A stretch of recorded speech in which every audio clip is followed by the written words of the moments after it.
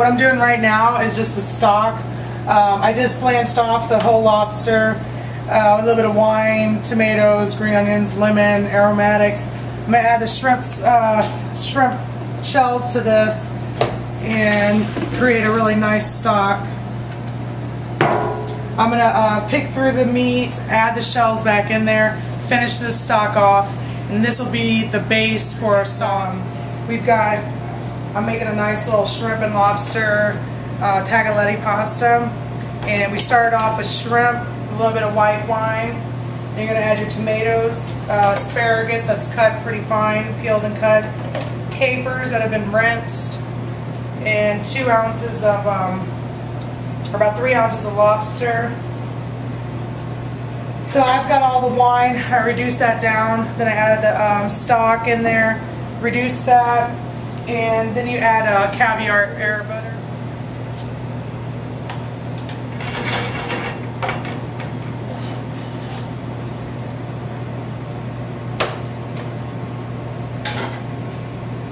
We're just going to top it with a little bit of the butter. And I've got the pasta in here cooking.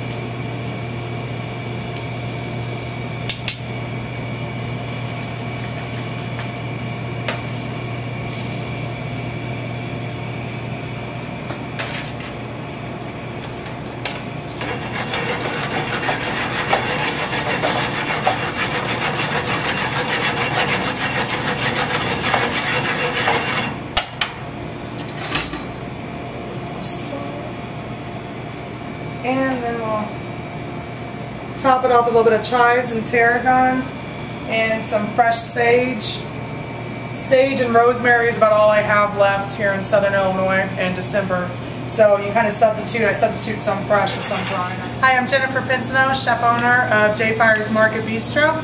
And today for Wednesday we're going to have a fresh pasta, and this is a shrimp and lobster tagliatelle.